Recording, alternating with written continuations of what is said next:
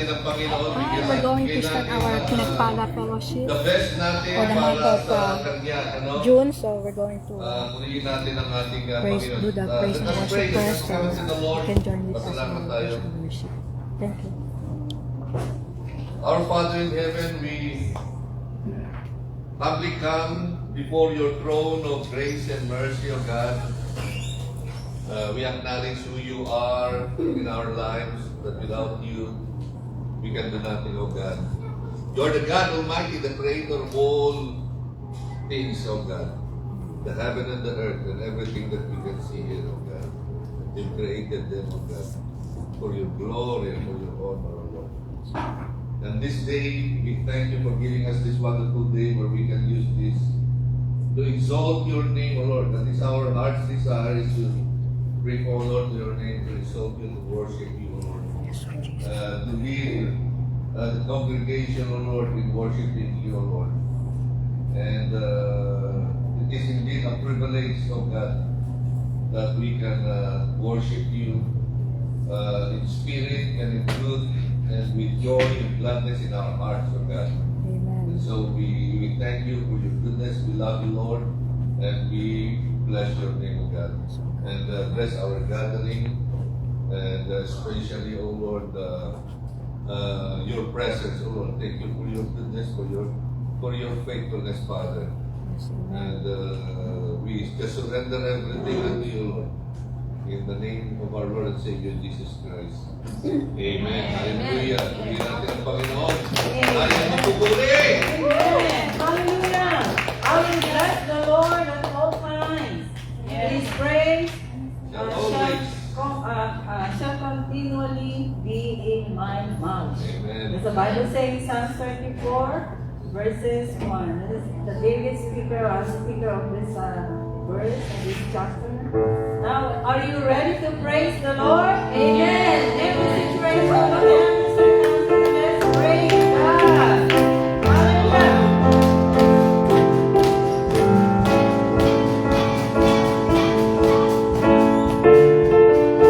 Praise God. Praise God.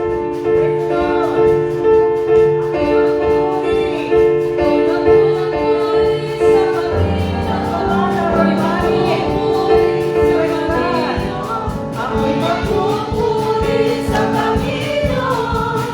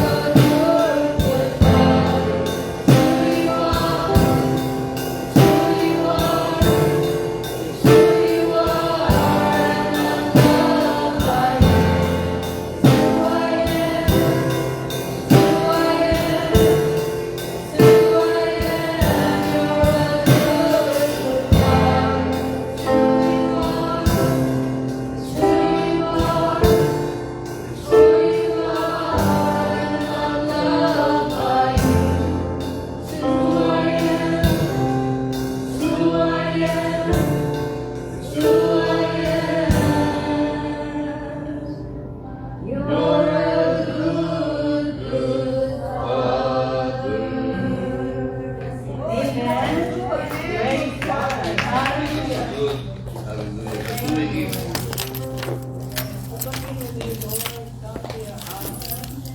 We praise you, Lord, with all our hearts, with all our soul, with all our strength, and with all our mind.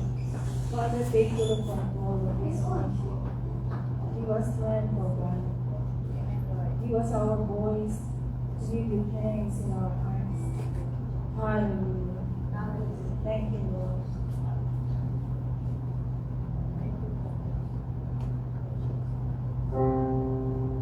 Are you hurting and broken within?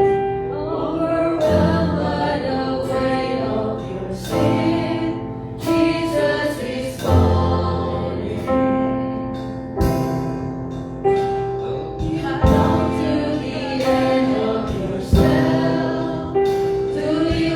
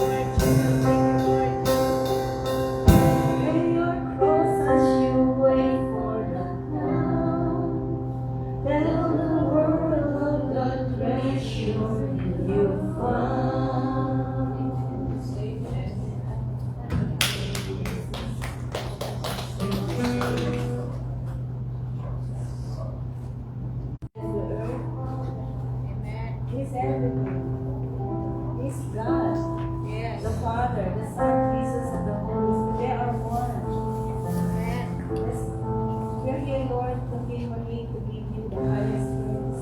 Because of you, there is peace, there is love, there is joy.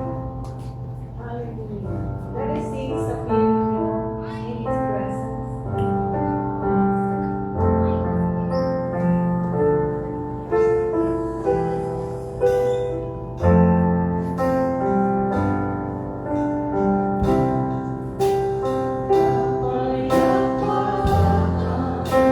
Thank you.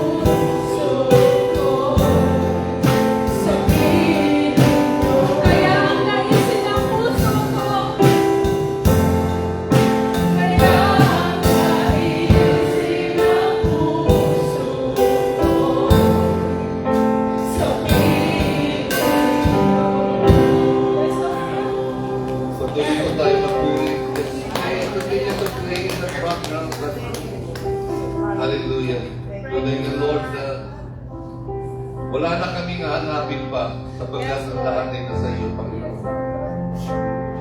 Wala nang nanaisip pa, O Panginoon. Nawa tunay nga na Ikaw, O Diyos, na mas matimbang sa ano pa mang mga bagay na meron kami. Meron nga salita sa Biblia, Panginoon, delight yourself in the Lord, and He will give you the desires of your heart. But as you keep walking with the Lord, as you keep getting closer with the Lord, and as your heart getting close with Him, the delight of the Lord will become your delight. Hindi na yung delight ng sarili mo, kundi yung layunin na ng Panginoon ang nanaisip mo. Sapagkat naranasan mo na kung papaano manatili sa presensya ng Panginoon. Ang sabi ng Panginoon, where two or three are gathered in His name, the response of reverence. At iba'y lumulubog, yumuyong in reverence to His name, kahit hindi nila nakikita ang presensya ng Panginoon. May our hearts bow down before the presence of the Almighty God. Hallelujah. Sa piling niya, yan ang ating naisip. Mabuti ang ating Diyos Ama. He is good. There's no one like Him. Bago pa man natin sabihin o ipagkit ang ating mga pangangailangan, He knows already everything. And He is a good God. He will not withhold good things from us because He is God. He is good. So Lord, we thank You tonight, oh God, for giving us this wonderful time where we can come into Your presence. You're the one who is calling us to come unto You. Lord, laging ang mga kamay mo ay laging bukas. Lord, maramdaman namin ang mga yakap mo sa paglapit namin sa iyo, Panginoon. Ang mga embrace mo, Panginoon. Hallelujah. As we empty ourselves and come unto You, Lord, we know that we will be filled with Your presence, O God. And so thank You, Lord. Hallelujah. Thank You for Your presence. The presence of Your Holy Spirit in our midst, O God, and in our lives. We are never alone, O Lord. You love us with an everlasting love, O God. You love us so much, O Lord. While we were still sinners, You sent Jesus Christ to die on the cross. That's how You showed Your love, O God. And if there's anyone here still questioning the love of Jesus Christ, that's it.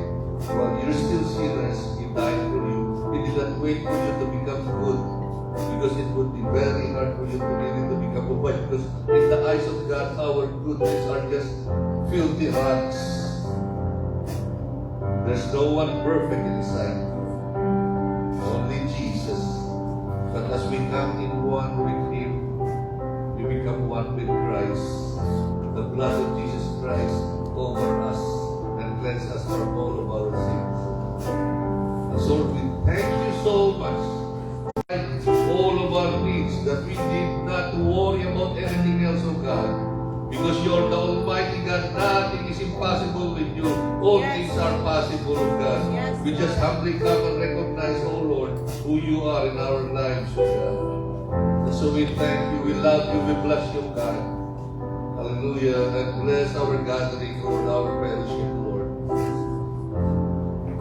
Lord, we surrender everything unto You. Bring back to You all the glory and the honor.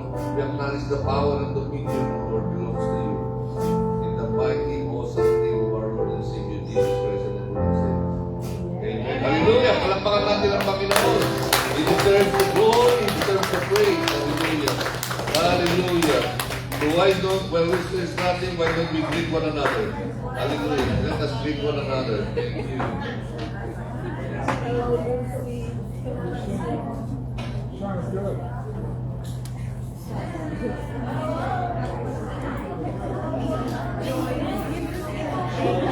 Thank you all.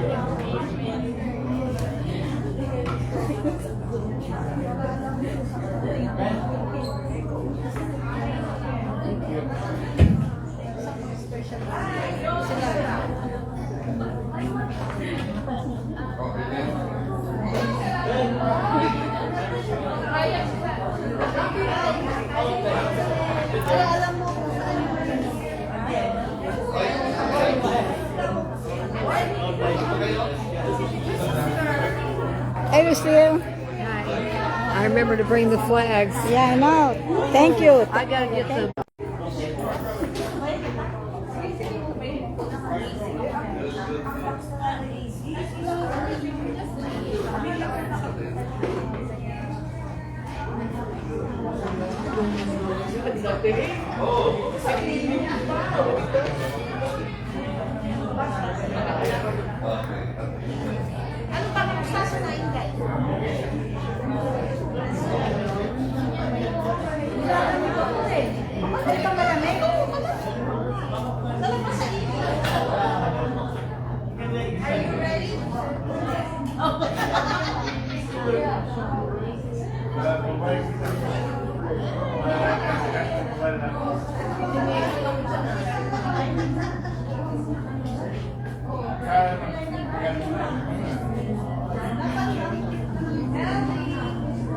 Okay lang.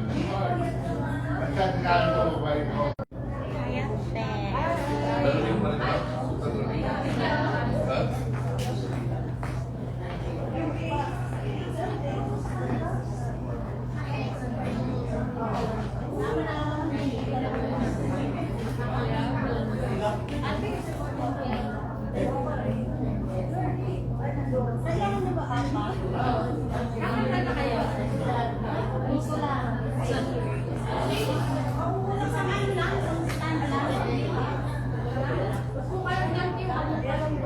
Ha? Dito kami. Eh, hit ng person niya. Sa'yo ba yan? Sa'yo yan? Maliit ako. Aren't we all grown?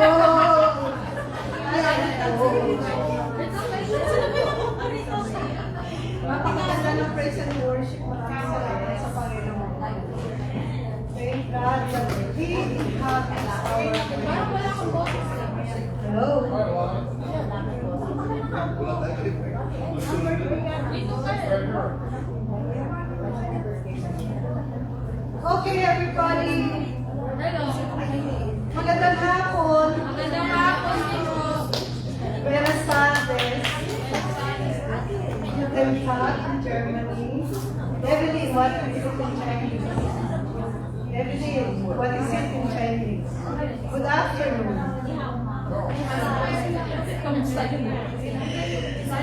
Merly, where's Merly? Oh, what's good afternoon in Italian? What is the market? All? Dali ka, dali All? ka. Diyak ka. All come? Anak, nandun ako sa kuan si. One come? Like ako sa center. Bon kuya. Okay lang, good. Oh, what is live? Live. What is good afternoon in British? Gandang hapon. What is gandang hapon in British?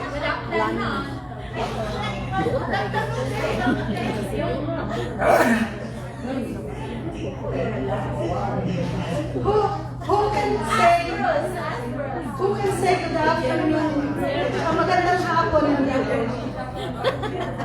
Okay. I cannot say it.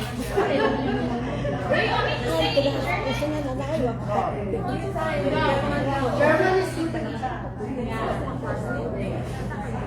That's what I know because my company is a German company. Okay. So today is June 28th. How time flies, right?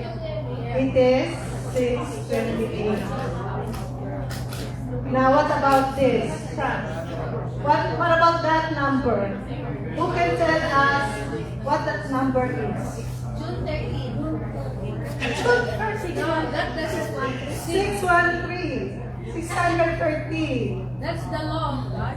Okay, anybody from the Tagalog Bible study who wants to answer? There are the Lord's commandment. Sana tama ito. There are 613 commandments in the Bible, total. Yeah. There are 613 commandments that were given by God to the Israelites. In the first 5 books, you're going to see 613 commandments. So, if you know the 10 commandments, you still have 603 commandments to June 13. remember. And out of that 613 commandments, 248 are positive, goodness commands, and 365 are negative, or do not do these commands. So, if you want to know what are those 613 commandments, go to that link at questions.org. You just search 613 commandments and it will give you a list. So that's the reason why you have to attend the Tagalog online Bible study. You will know more, and a lot more. Okay, next announcement. Please get your phones. Phone, here. Okay, get your phones. Go to your calendar. Oh, calendar. Go to your calendar app. Apps. Hindi pa Okay. text. Everybody, Ganda ni ate dyan. okay, follow the Okay. leader.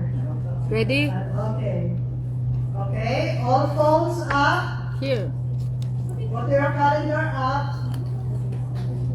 And in your calendar, set an appointment for July 19. Ha? July 19? July 19. Ah. July 19 is going to be our next fellowship. Ah, So that's why I'm telling you, put it on your calendar because you're gonna come here on the 4th Saturday of July. We won't be here. Okay? 3rd Saturday of July. That's our next fellowship. Okie dokie. Okay. And again, I'm reminding you. Saturday. Oh, sorry. Attentive. There's no more space. There's no more space. It's like somebody's paying attention.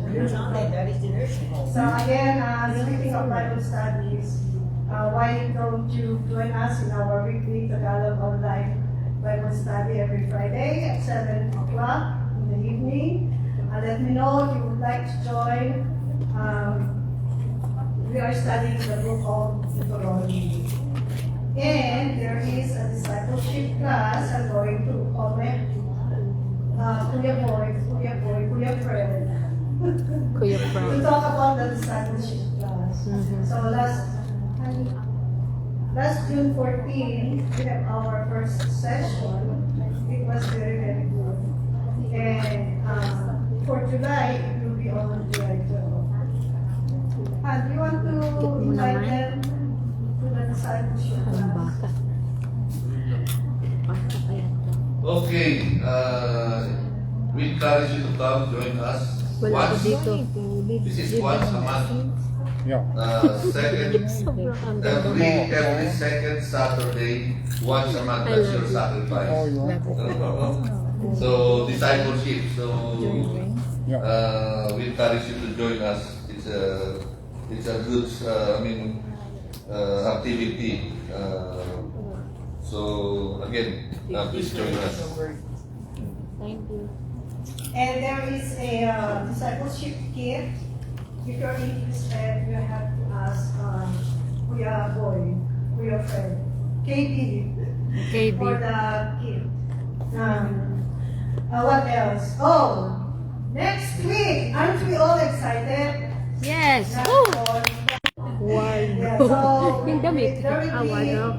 56 of us in total. Ah, wow. Ang dami. 56 13 tayo. adults and 56 ang tao. Marami. We are leaving on July 4. Make sure that 46. Bring all your luggage. Bring luggage. make sure that you'll be here at 5 o'clock for the van riders. Make sure that you are here Meeting at 5 o'clock. 5 hours. Here in Ayaw po. we are going to leave at 6 o'clock. Let's pray for all the drivers, for everybody, for the Hindi kahit 5 safety. alis tayo. Pipicturean ko nga ito. And I have a so I will distribute it during the dinner. If you have questions, let me know. There are still how many days fighting. It will be on Friday. Sige, bibigyan. Thank you. Picture? We Hindi, bibigyan mo. next, so we're leaving on July 4. Copy. On July 5, who's leaving? On July 5, it will be Lucy. Yay! Lucy! Lucy! Lucy! The missionary. The missionary. Let's pray for the mission street team. Let's pray for their safety, health, wisdom, and of course, Kasi sasabay ako sa loob. so thank you for the presence of the Lord and the Holy Spirit. So, two more announcements. We do not have any slide on it, but we're going to start. We will try very hard to start at 5 o'clock, and then we're going to close the door at 5:15. We're going to lock the door at 5 o'clock. So if you come in late, we are going to post a number which you can call so that we can Open. open the door for you. Thank you. Open. Yeah. So we encourage everyone to come early and fellowship before we start, and do not miss the praise and worship. Yeah, it's better. It is Praise and always praise, so- good to so- praise. Ina. And Praise and worship. second announcement. Next year, we are moving the fellowship schedule from, it's fourth Saturday usually. It will be every first Saturday of the month. Okay. So, make sure that you mark that in your calendar. And so if you have, appointments, you know if you will have any conflict on first Saturday of the month. Starting January? Yes, starting next year, 2026. Okay, we will go to Bethel Christian. Next slide. Outpouring service again, always on first Wednesday here in the church. This is the prayer time for in Bethel, for the Bethel Christian Church. But due to the holidays, it's going to be July 9th for this month. Okay. So, yeah. Take note. Do not come here on July 2. There are Sunday school classes and 10:30. No. 9:30. Sunday school classes at 9:30. My mind is blank. 9:30. 9:30. And the service all is 10:30. ages.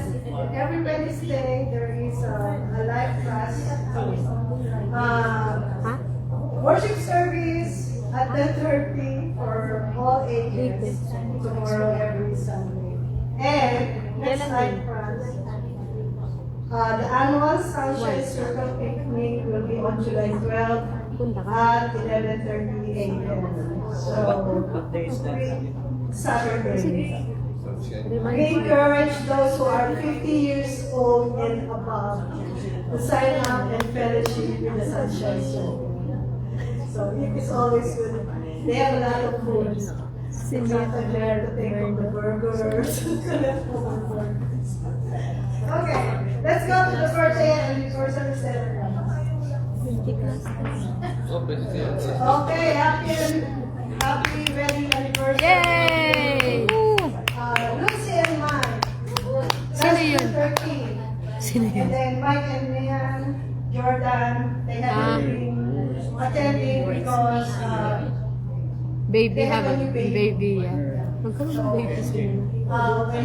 Now is Lucy and when you Mike. get to see them, or even in Facebook, any social media, just with them, happy anniversary. Okay, next And now- slide. Here we go. Our new celebrant. Woohoo! Woohoo! Birthday! Dami. Olay, Ang happy dami-dami. Kaya ang dami-dami siguro natin pagkain Dami. ngayon. Ay, si Lucy din. Sabi ko, si Lucy. So, happy birthday to everyone in the list. Yeah. Those who are here especially. And Ha?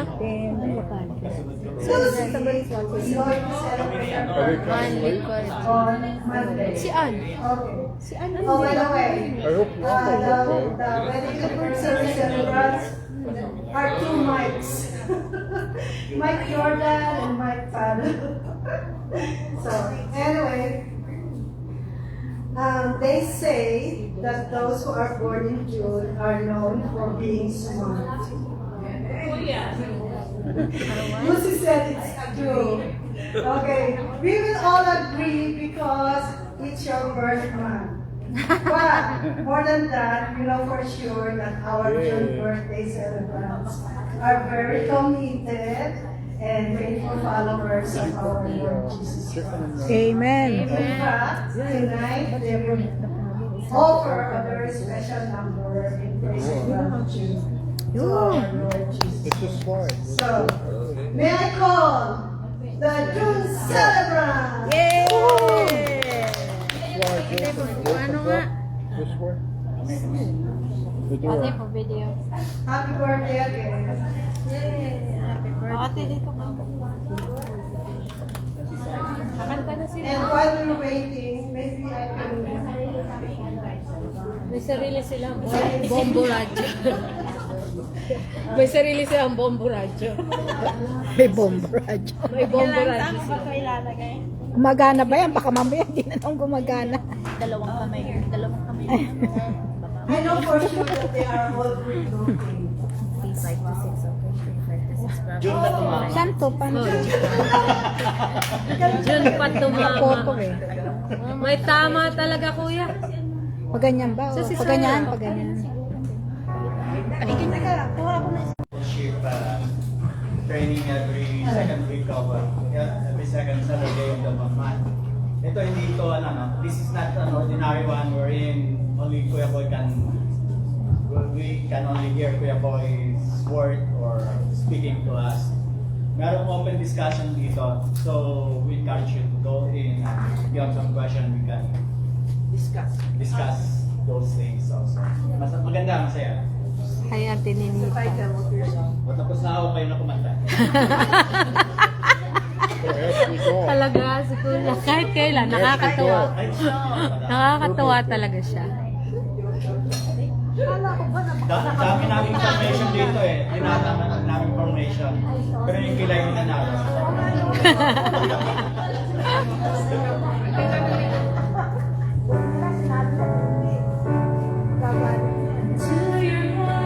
Woohoo!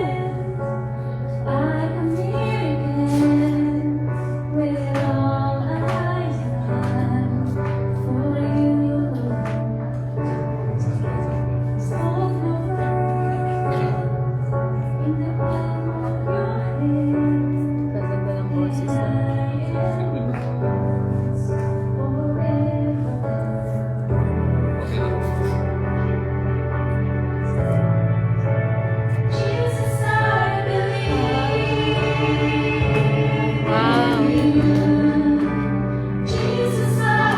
Wow! Ganda. Ganda.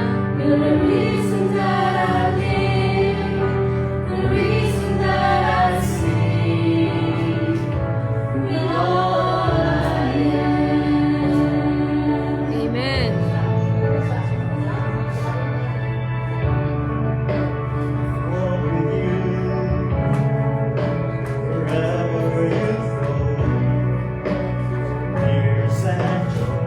Amen.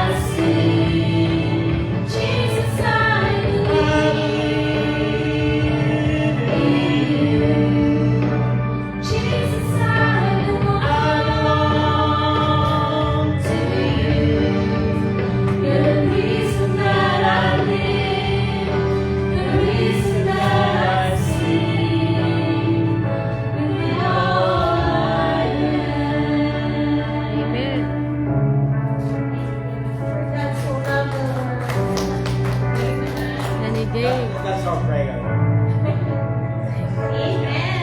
Amen. Woohoo! Hanggang June na lang. Hanggang June na lang talaga. Paano to? Paano to patayin? Sabi ko, paano to patayin? Ang ganda. That was a very special, nice special number. June na lang talaga. See, all of them are using their God-given talents.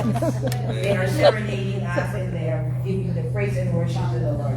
At this time, we will continue to worship and praise the Lord by giving.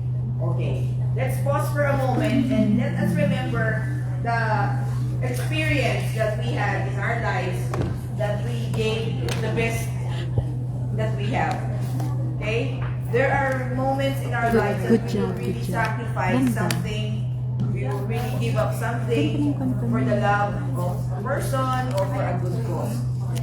Right now, it's time for us to bless the Lord by giving. He gave us the best when He sent Jesus on the cross. And this time, we will give our blessings back to the Lord. He's just asking us for not all, but just 10%.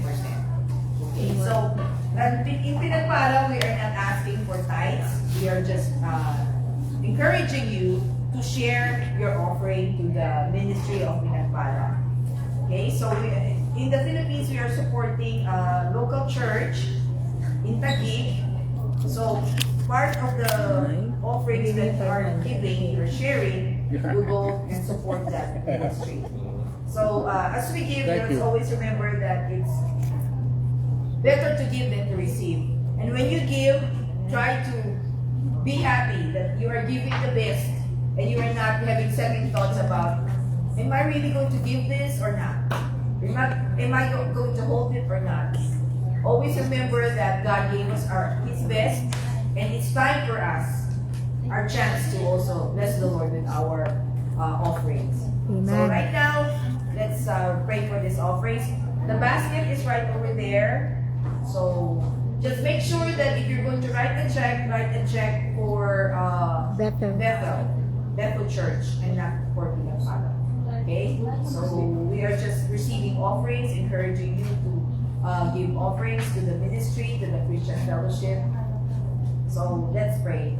Father, we thank you for this time that we can give. Thank you, Jesus, because you gave us the first lesson in giving, Lord, by giving your Son. Thank you, Jesus, because you are asking us to give cheerfully and no holding back.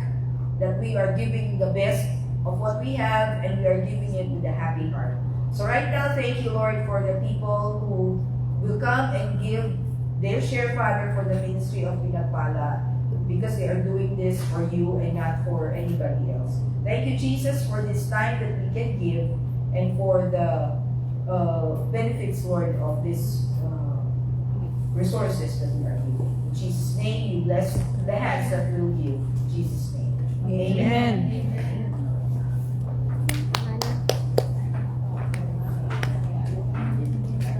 Good job, good job.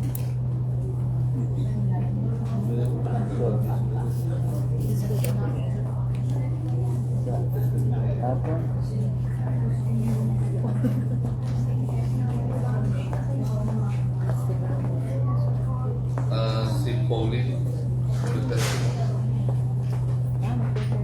Jesus, I belong. Are we gonna hear testimony from Pauline?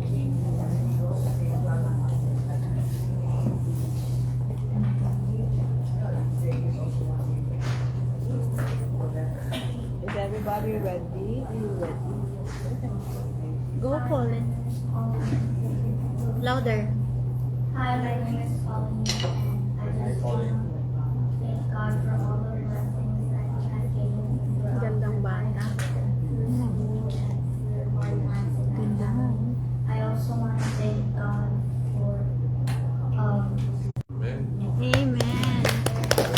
Thank you, Pauline.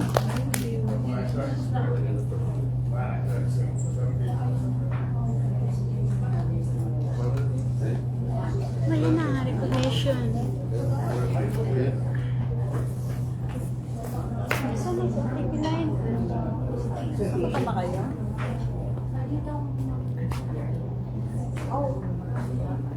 Ibilang sabihin mo, pinching ibilang.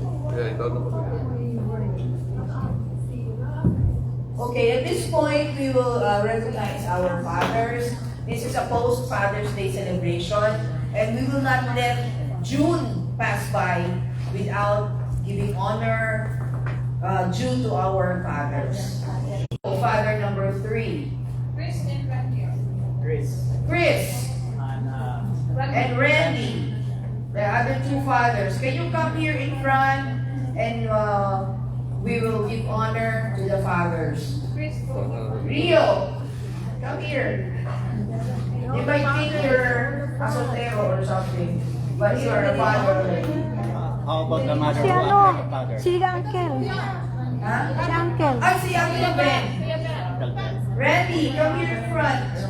Hey, The father. Kuya Ben. Si Tim. Si Tim. Yeah, I got all this. These 5 gallant and respectable fathers, I would just like to ask them, what is the best part of being a father to you, Rio? What do you think is the best part of being a father? The best part is giving wholeheartedly to your family, financially, emotionally, giving support, parenting, mentally, everything, in all aspects. I really enjoy supporting my family, actually.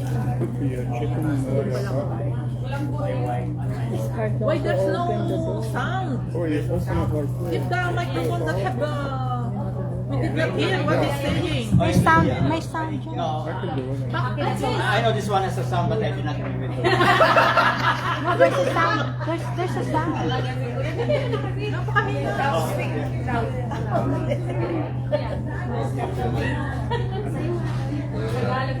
Well, being a father is, I think, the memorable one is seeing my children born and rearing them until they grow up. So, Yeah, that's part of being a dad, Randy. having the TV Magsisinderella na siya. kids are not. So we're telling you to hear that. The best part of being a dad is having tea by yourself. You're not listening, Randy. You're not listening. Come on, say it again.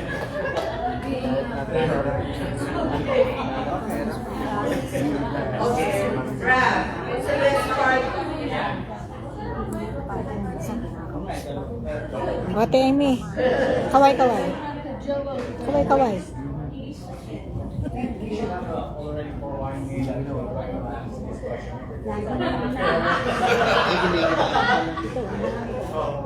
The best part of being a father is for me is to see them growing up in the Lord.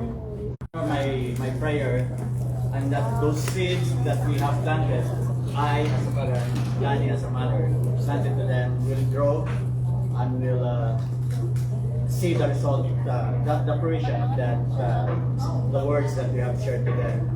And this is also my excitement because being a father, I just don't want my kids to be with me just here on earth. I'm praying for them to be with us also when Christ is coming, when Christ will come. I pray that they will also be with us for same as above.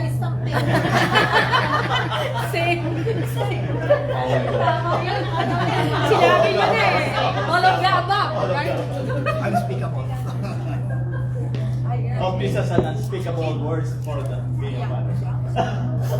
Tagalogin mo kay Uncle. No, he's saying something. Meron siyang sasabihin. May sasabihin ka. Saying. Tagalogin mo ate. Ate Lani.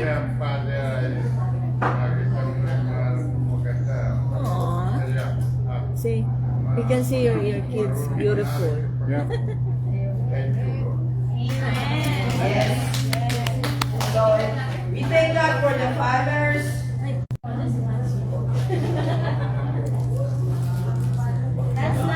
Dami ng Amerikano. Thank you. How's Your remote control over there. May pen na tsaka... Where's Dorian? It's too cold for him. You can't take the cold. He left. Yeah. Aircon na. It's not cold anymore. It's not cold anymore. Hey Bruce, it's not. Hindi namin alam pag-pray mo. Ano yung sabihin mo sa mic? Proverbs 23:24. Ang ingay naman. Can we just keep quiet for a little bit? Yeah, for sure. Proverbs 23:24. The father of the righteous is the Get the attention of the people, honey. There's no sound. wise child will delight. Someone who prepare Excuse me, mothers. Kaya hindi narinig. Fathers, tahimik lang, ha? So the Lord prepare those who fear him. Yeah. Are you coming?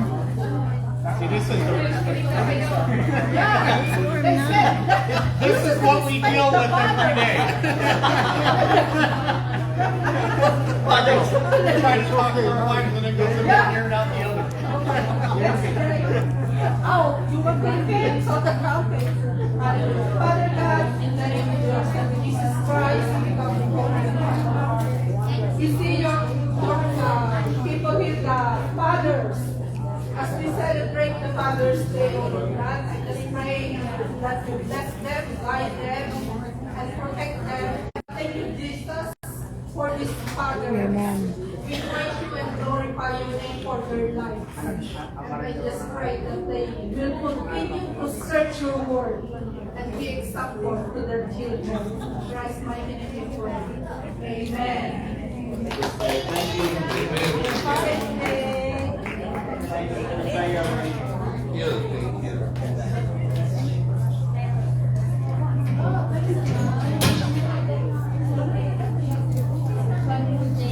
Okay, before we go to the Word of God, I'd like to call on Lucy. Lucy, Andito ako, Kuya sino Boy. yung kasama mo? Ako lang. Me, myself, and I. Kailangan mo to? Oo.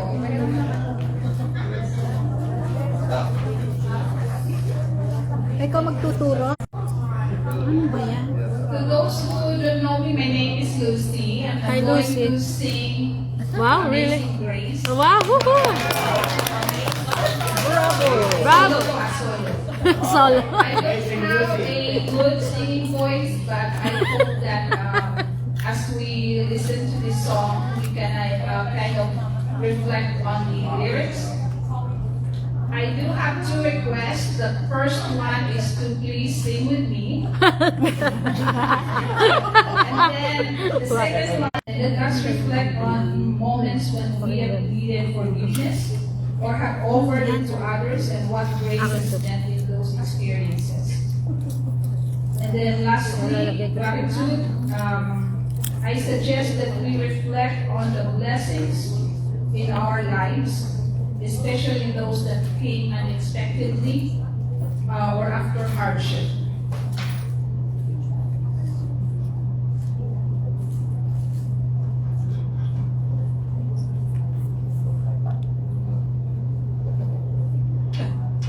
Meron pala siya.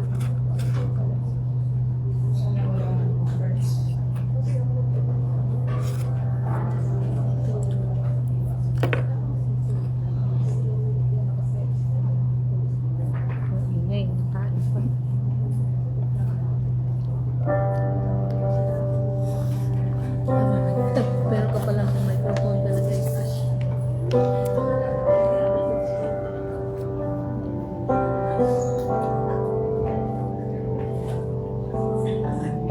Amazing grace, how sweet the sound, saved a wretch like me.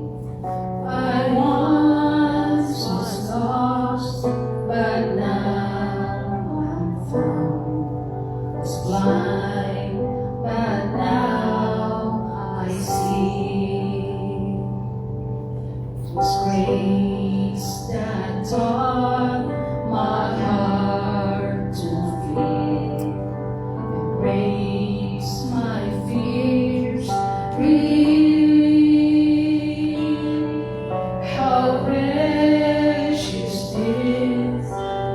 grace from Thee.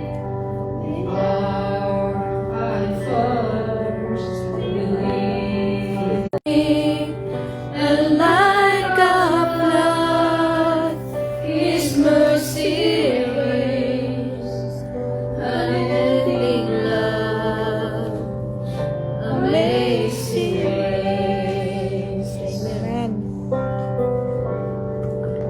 Bakit po kayo?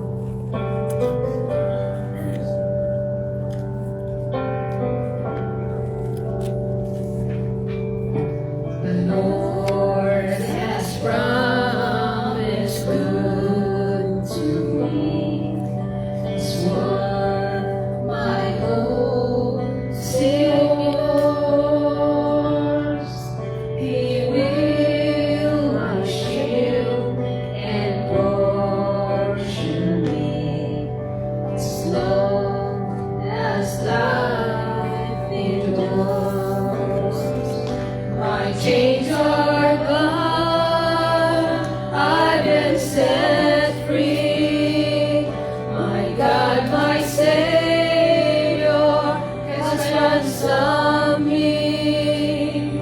And like a flood, His mercy raised, unending love, amazing grace.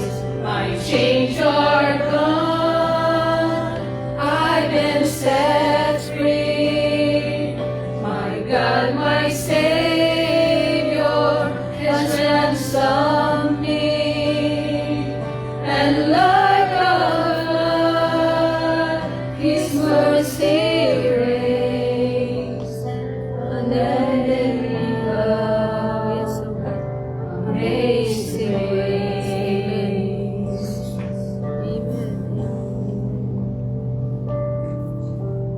The earth shall soon be sown like snow, the sun forever mine. Amen. Will be forever mine. Amen. You are forever mine. Woohoo. Yes. Hallelujah.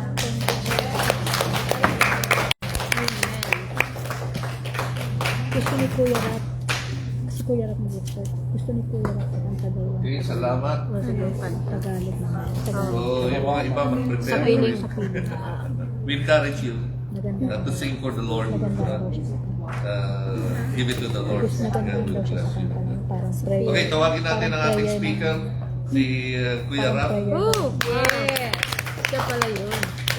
So, wala tayong gagawin ngayon kundi tumawa ng tumawa. Tumawa talaga ako ng tumawa. God. Amen. You know, we are so familiar with that song, Amazing Grace, yung first part niyan. But if you are going to hear all the message of that song, especially the last one, it's really a good one because it says that God will be forever. Kuya Mike. Mike, kuya. Mike. Mike, kuya. Mike. Mike. Okay. So, I'm so glad for Kuya Boy for letting me. That was I think that was last month when Kuya Boy said that they can be a speaker in our Father's Day celebration this June. And Wala. Ano nangyari? medyo Ba't nawala? nag-inarte pa ako na eh. Hindi ko pa muna sinabi yung oo, pero Nag-inactive ko. I said yes, and it's really a privilege for me to speak before you on this occasion. So thank you, Kuya Boy, for this. Well, anyway, we are going to have a very short exhortation. And before that, I would like to have an introduction to this. My topic right now is found in, the text is found in Mark chapter 5, 21 to 24, verses 21 to 24, and then we'll jump to 35 to 43. And it speaks about Jairus and his daughter. But in this case, I would like to look at this chapter in the eyes of the daughter of Cyrus. How was she? How did she see Jairus as a father at this time? So before that, could we just ask God to guide to be with us today? I'm going to pray for this message. Heavenly Father, we thank you, Lord God, for this moment we're in. We are gathered over here to listen to your words, Lord God. And I thank you, Lord God, for this privilege that you have given me to share your words to this, not only to the fathers, Lord God, but to everyone of us here, Lord God Jesus. That through this text, Lord God, we can see what we are before you, Lord Jesus, and what is our status right now before you, Lord. We are also praying, Lord God, that we open our hearts to hear your word and give us the wisdom, Lord God, as we hear your word, Lord Jesus.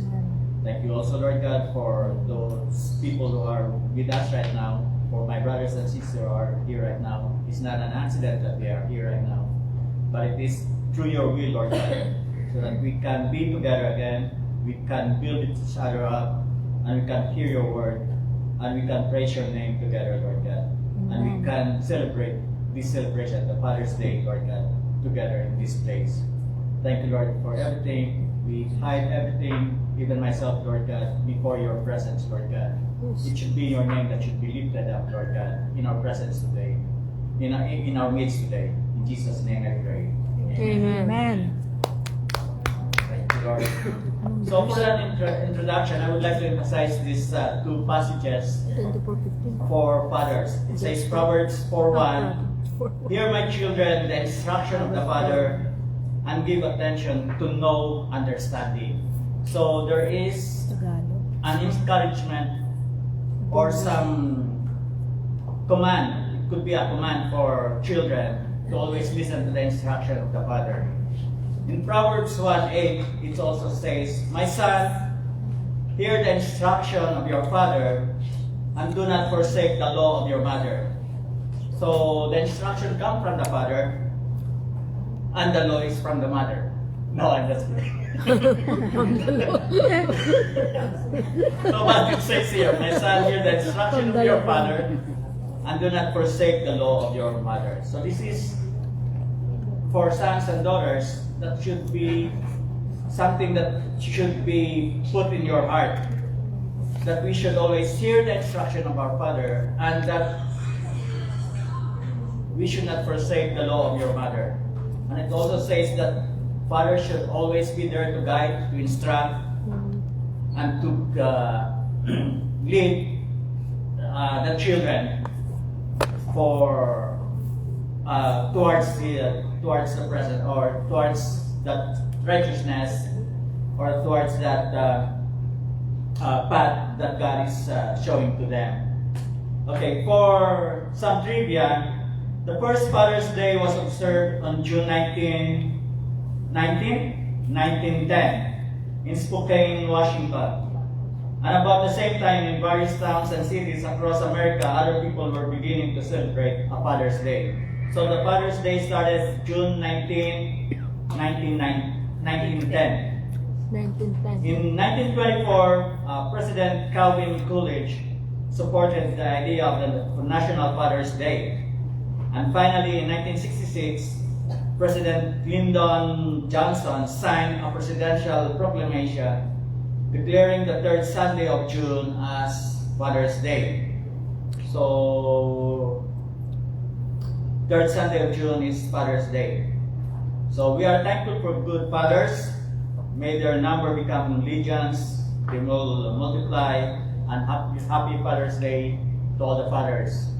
Fathers, biological father, stepfather, or what?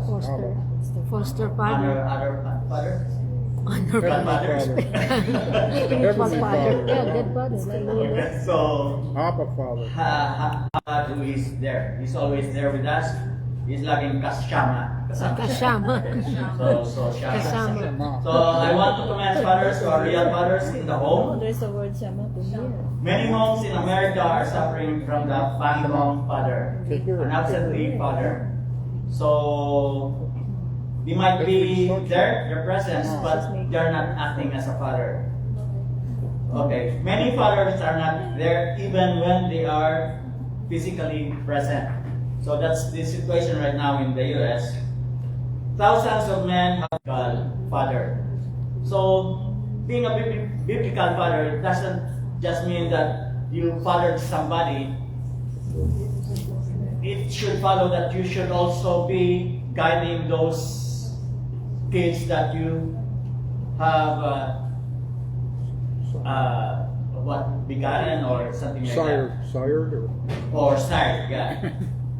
Okay. The designation of father carries with it great responsibilities. So, as a father, you have a responsibility, and I will say the accountability as a father.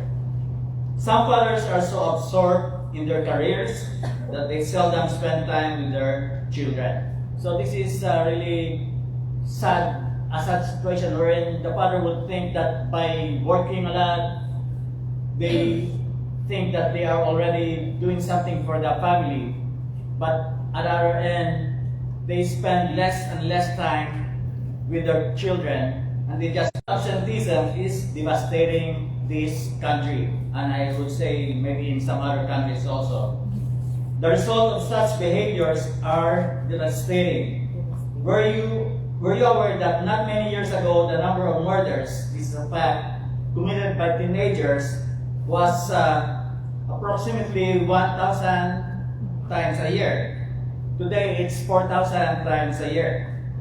Some would like to blame poverty, broken homes, physical and mental abuse to the absence of a father in the home. So there is nobody to guide those kids. There is no father image at home wherein they can look up into.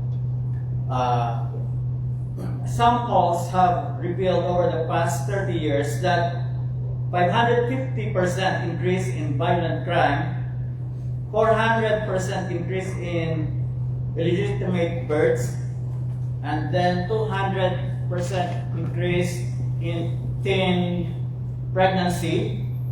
Those not in marriage, service home. So can you see those effects of not having a father inside of that home? More than a quarter of American children, nearly 17 million, do not live with their fathers. We can see a lot of even in our work in our place of work, wherein only a single mother is doing something for the kids because there is no father in that family. Okay, it says also, girls without a father in their life are 2.5 times are likely to get pregnant, and 53% more likely to kill themselves. Boys without a father in their life are 63% more likely to run away, and 37% more likely to abuse drugs. Both girls and boys without father involvement are twice as likely to drop out of high school, twice as likely to end up in jail, and nearly 4 times as likely to need help for emotional or behavior. Fathers, you are important person in the family. So we can see here what did the daughter of Jairus see in her father. So I would like to read Mark 5:21 to 24, 35, and then 35 to 43. So I think I allotted 10 minutes already. So dissect these verses that we are going to read tonight. Now when Jesus had crossed over again by boat to to the other side, a great multitude gathered to him, and he was by the sea. And behold, one of the rulers of the synagogue came, Jairus by name, and when he saw him, he fell at his feet, and begged him earnestly, saying, My little daughter lies at the point of death. Come and lay your hands on her, that she may be healed, and she will live. So Jesus went with him, and a great multitude followed him and thronged him. 35 says, While he was still speaking, some came from the ruler of the synagogues, also said, Your daughter is dead. Why trouble the teacher any further? As soon as Jesus heard the word that was spoken, he said to the ruler of the synagogue, Do not be afraid, only believe. And he permitted no one to follow him except Peter, James, and John, the brother of James. Then he came to the house of the ruler of the synagogue and stayed a tumult of those who wept and wailed loudly. When he came in, he said to them, Why make this commotion and weep? The child is not dead, but sleeping. And they ridiculed him. But when he had put them all outside, he took the father and the mother of the child and those who were with him and entered where the child was lying. Then he took the child by the hand and he said to her, Talitha Kumi, which is translated, Little girl, I say to you, arise. Immediately the girl arose and walked, for she was 12 years of age, and they were overcome with great amazement. But he commanded them, Jesus. Second one is that she saw that her father was not ashamed to bring Christ into his home. And the last one is, she saw that her father was not afraid to express his love toward her. So let's go back to the first one. It says, she saw that her father was not ashamed to seek Jesus. So in this case, if you're going to go back and read that verse, it says that it was Jairus who sought out Jesus. He did not send his wife. He did not send somebody else or the servant to seek Jesus. It was himself who looked for Jesus for his child, for his daughter. So that's the scenario at the time. Right now, maybe before we do something, the wife is already have a checklist for us to do. So here's, no, I'm just kidding, but it is really the father who is, it is really Jairus who sought out Jesus. When you take on the role of a father, you also take the responsibilities of the father as given by the Heavenly Father. As father, you should bring your children up in the nurture and admonition of the Lord. It is your part, it is your responsibility to guide, to nurture your kids for the Lord. It's found in Ephesians 6:4. And you should also be showing interest to them. It is not just a one-way, what we call this, relationship wherein it is only the children who is going to talk to them. You protect them, you encourage them, you discipline them, be there with them and for them, and you pray with them and for them. Instill within them a strong faith in the Lord. Have God help you be the right kind of godly father to your children? Let your children see that. So this is your responsibilities as a father. So you have to bring your children up in the nurture and admonition of the Lord. Show interest to your father, to your kids. You talk to them, have conversation with them. You protect them, you encourage them, discipline them, be there with them and for them, pray with them and for them, instill within them a strong faith in the Lord. Have God help you be the right kind of godly father. Let them see that you are a godly father, and then let your children see also that you are committed to God. You are committed to your marriage. You are committed to them. You are the first one to seek the Lord. You don't have to just sit there and let your wife be the one seeking the Lord. but it should always be the father's role to seek the Lord, being the head of the family. So that's one thing that the daughter of Jairus saw in Jairus' life. He was the one who seek the Lord for his daughter. Next one is that she saw that her father was not ashamed to bring Christ into his home. Okay, it says here that Jairus is a Jewish leader, part of the synagogue. But in that case, you can see that Jairus, as a leader, he is not one of them. Jairus would not allow his family to be denied the benefit of Jesus just because of what his fellow leaders at the time are saying about Jesus. Jesus would not be influenced by the bias of others. Jairus would not be influenced by the bias of others. See, he's not being influenced by what he heard about Jesus, about the negative things about Jesus. He has his own idea, he has his own belief, he has his own faith that others cannot destroy. He was willing to do what he knew to be right. He invited the King of Glory into his house, listening friends, great Christian home wherein Christ abides.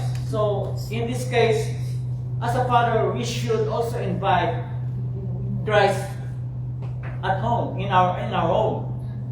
We should also be no matter what you are listening to, no matter what you are hearing to against our faith or against Christ, it will not affect you. It will not affect your faith. So that is what Jairus said. Jairus is what we call this. That is what Jairus is acting at the time, or is that is the stance of Jairus at the time. Hey, I don't want. I know you are against Christ, but I have my faith in Christ. You might have some negative things to say about Christ, but I also have something to say about Christ in a positive way. So that's what the daughter of Jairus saw in his father. So in Psalms 127:1, it says, "Unless the Lord builds the house, they labor in vain who build it. Unless the Lord guards the city, the watchman stays awake in vain." So it is the decision of Jairus at the time that the Lord will be in my house. He will be He will be within my family. He will be the one who's controlling my family. And it says, there is also one in Joshua 24:15. This is also the decision of Jairus at the time. But as for me and my house, we will serve the Lord. And I hope that this is also the decision of our fathers right now. And this is also our commitment, that for me and my house, we will serve the Lord. So, fathers, you are the head of your home. But who is the head of you? Christ. It says in Corinthians 11:3, "But I want you to know that the head of every man is Christ, the head of woman is a man, and the head of Christ is God." So, we should always, we might say that we are the head of the family, but there is always Christ that should be above us, higher than us, leading us, instructing us, guiding us. We should be under the authority of the Lord Jesus Christ always as a father. Amen. So, here we can see in the verse, there's a verse there that says, when Christ entered Jairus' home, Jesus chose who would remain and who would live. It was in the place of Jairus, it was in Jairus' home. But if you can observe in this verse, that it was Jesus who said, "You will stay over here, the rest will go out." Meaning to say, even if it is your home, it should be the authority of Christ that should be followed, and not you. So Jairus did not say to Christ, "Hey, wait, this is my house, this is my home. I should be the one to say who is going to stay with here and who is going to be Go. not to be included in this place. But no, he acknowledged the authority of Christ in that place. So when Christ said, okay, you stay here, Peter, James, John, Jairus, and wife, Jairus did not protest on that, but he acknowledged it, that Christ has the authority over me. So Jairus' daughter saw that her father was not ashamed to seek Jesus and not ashamed to bring him into their home. The last difficult especially for Filipino fathers, that they are not so expressive. They don't hug, they don't embrace, they don't even say "I love you" to their kids. I don't know if this is our culture, but here in America, I appreciate the parents over here, because they always hug their kids. They always say "I love you," or they would always express their love to their kids. But for Filipino, it seems that we are so restrictive in our expression. We are so reserved in our expression towards our kids. But that should always be compelled to us as fathers, that we should always express our love to our kids. So love compelled Jairus to leave the sight of his sick daughter in search of the one who could heal her. Okay, leaving her in her crucial hour of sickness had to be a tough decision. This is a tough decision for Jairus, because he has to leave that sick daughter for him to seek the Lord Jesus Christ, because he knows that Jesus Christ can do something for his daughter. So fathers have to decide to do what is right for their family. It's Jairus who decided what he's going to do for their family. So Jairus sought out Jesus. You always make sure that you seek out Jesus for your family, because you want them to live spiritually. So Jairus seek the Lord Jesus Christ because he wants his daughter to live and to be healed from that sickness. That should also be our concern as fathers, that you should always seek out the Lord Jesus Christ, because we want our kids to live and to be spiritually healthy. Not just to live in a physical realm, but we want them to be saved and to be living with us forever with the Lord. As what the song said in that last stanza, it says that the Lord will be forever mine. That should always be our what we call this, our prayer, our commitment, that we should not only be living for us, but we should always be living for our children. Let them know the Lord Jesus Christ, because we want them to be with us in the Lord's presence forever. I'm seeking the Lord Jesus Christ so that my kids can look at me, will know my faith, and they will also follow my faith, and they will also follow my commitment, so that they also will be with the Lord Jesus Christ. So love for our family members should lead us to make the right decision and then do the right thing. So I would like to ask the fathers and the mothers and everyone here right now, are you not ashamed to seek the Lord Jesus Christ? We should not be. It should always be our commitment to seek the Lord every day, every hour, 24/7, 365 days, always to seek the Lord Jesus Christ. And then she saw that her father was not ashamed to bring Christ into his home. So that's what the verse said, as for me and my house, we will serve the Lord. That should also be our commitment as fathers, to always put Christ in our home. And this is also the commitment of the mothers, to always support the father, to always encourage the father to have Christ be the one lording our home. And then the last one is that she saw that her father was not afraid to express his love toward her. So if they cannot see it in their earthly father.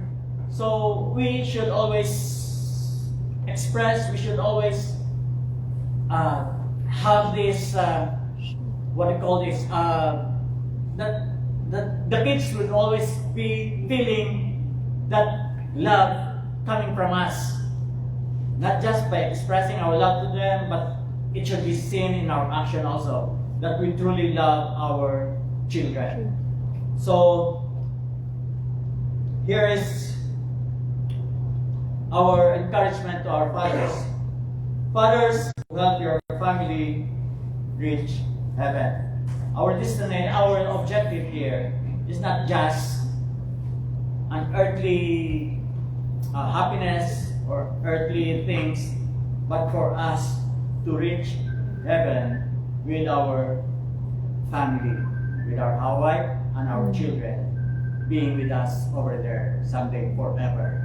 So that's the message that I'm trying to share to you today. And I hope that this is not just for the fathers, but for Good job. Kakanta daw tayo. Good job, Rob. kakanta pa ba? Kami na. Good job. Thank you. Praise the Lord. Kailangan mag-gitara. I'll try to get that So, door. Merry Christmas everyone. Stand up, we call Lord for our close sister. We're going to sing one more song, another song. Did you say I know? We're gonna sing. I know. Doesn't it sound like I know? Praise the Lord. Truly that You're going to be missionary, aren't you? Yeah. 8 days. Salamat pa rin. truly that You're going to see us. all of us have a father, You know? some of us have fatherless, and we are fatherless.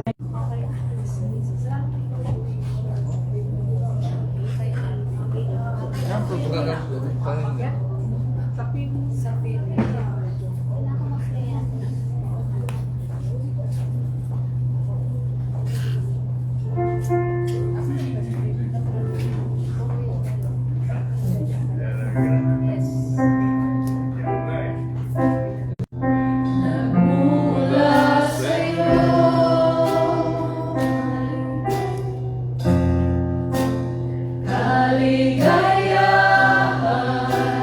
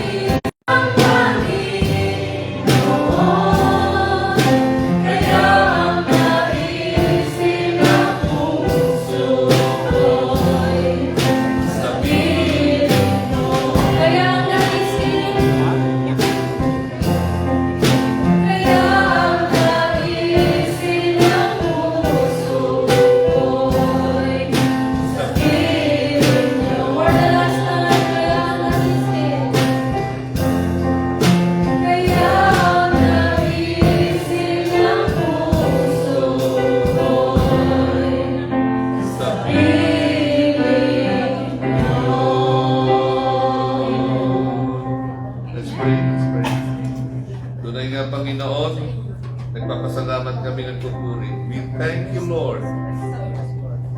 We praise you, we magnify you, we exalt you, Lord. It's better than wherever people thought that they would be best if they're there, but Lord, in your presence, there's nothing like it. Tranquility can be found in you, God. There are people right here and now, Lord, probably having a hard time looking for peace. Problems, Lord, but there will always be trouble, but you said, but in you there is peace. In the midst of trouble, you have overcome the world, oh God. So thank you, Father, that we should not be afraid of anything else, because you are more than enough, O Lord. You are everything unto us, O God. And most of all, Lord, for those of us who have loved ones who are not yet in you, Lord, we lift them up to you, God. Just like Raph said, O Lord, that